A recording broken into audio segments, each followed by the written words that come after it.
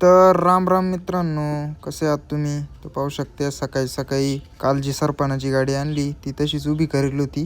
तर हे आपल्याला खाली करायचं होतं आज. बाकी आपला ट्रॅक्टर अजून असाच उभा आहे बंद. काल मेकॅनिक आला होता, तो म्हणला का याची बॅटरी लो आहे. तर आता काही ना काय झालंय नक्की, कशामुळे बॅटरी लो झाली. आपण जे लाईटिंग बसविलं होतं त्याच्यामुळं तर नाही झाली असा मला संशय आहे.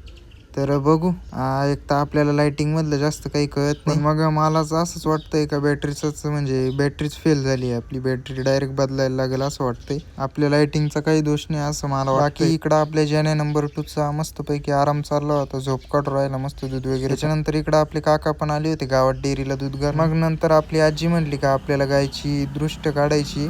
तर गाय घाबरत होती. मग काकांनी कशी बशी धरली गाय आणि आपल्या आजीनं नजर काढून घेतली गायची. मग थोड्या वेळाने आपण तिला पाणी वगैरे दाखवलं आणि आपले 2 जेण्या पाहू शकता तुम्ही, जेण्या नंबर 1 जेण्या नंबर 2. मग नंतर आपण आलो चिते श्रीखंड घेऊन गाईकडं. हे श्रीखंड वगैरे नाही बरं का, याच्या डब्यात श्रीखंडाच्या डब्यात बर्फ आहे हा. हे पाहू शकते तुम्ही. आता तुम्हाला व्हिडिओत कळलं हा बर्फ का बरं तयार केलाय आपण, कशासाठी. तर मित्रांनो हे पाहू शकते, हा बर्फ आपण याच्यासाठी तयार केलाय का गायची कास शेकवायची आपल्याला, कारण की सूज येईल. पाहू शकते तुम्ही. तर आपल्याला डॉक्टरने असं करायला लावले, सूज कमी होतोवर असं करा म्हणा.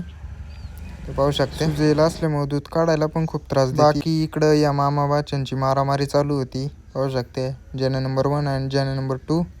काय चाललं यांचं काय माहिती, मारामारी करीत. बाकी इकडं आपल्या आजीनं पण दूर केला होता, कारण की माशालाही त्रास द्यायचा जनावरांना, तर दूर केला होता त्याच्यासाठी.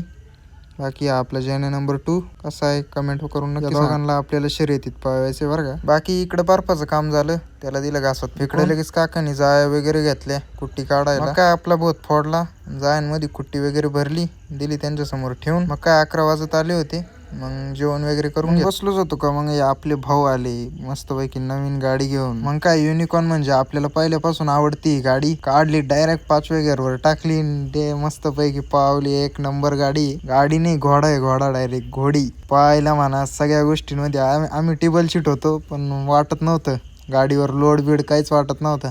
डायरेक्ट 5व्या गिअरवर होती, तरी नॉनस्टॉप एक नंबर चालत होती गाडी. बाकी व्ह्यू पाहू शकते.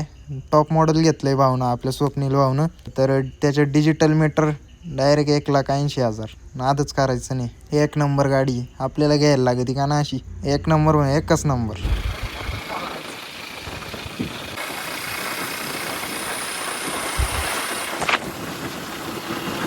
मला आधी सांगितलं असतं.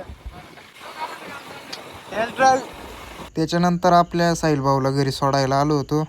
तर पाहू शकते ही गाडी खाली काय पाहत होती काय माहिती भाऊ. पण गाडी तुम्हाला सांगतो एक नंबर गाडी, नादखुळा गाडी. बाकी तुमच्या का असेल तर नक्की कमेंट करून सांगा. 160 cc डायरेक्ट आपल्याला तर लय आवडली भाऊ, एक नंबर. गाडीचं लुक बिक आणि हँडलिंग वगैरे अहो एकच नंबर. त्याच्यानंतर आलो घरी आणि घरी येऊन पाहत होतो सरपणाची गाडी खाली करायला सुरुवात केली होती आपण, आणि असं रचून ठेवायचं होतं. आणि मी पण कुऱ्हाड घेऊन रेडीच होतं, एखादं वाकडं तिकडं सापडलं का त्याचे 2 तुकडे करायला. बाकी हे पाहू शकते असं काहीच काम चाललंय आपलं. थोडी राहिली होती खाली करायची आता.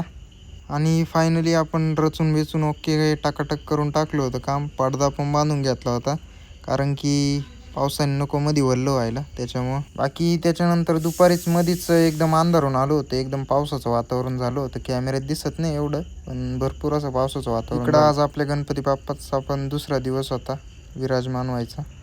4 वाजले होते आणि आपण पाहत होतो तारक मेहता दुपारी. मग वाजले 6 आणि 6 वाजता काकांनी स्टार्ट केलं होतं गाईचं दूध काढायला. आणि गाईला असं थोडं 2 कासऱ्यांनी बांधायला पडतं बरं का, कारण की थोडे नाटकं करीत दूध काढायला. आणि याच्यात त्या माश्या पण लय वैताग देते, ते सारखं पाय हालचाल करीते, त्याच्यामुळं लय टाईम लागत दूध काढायला.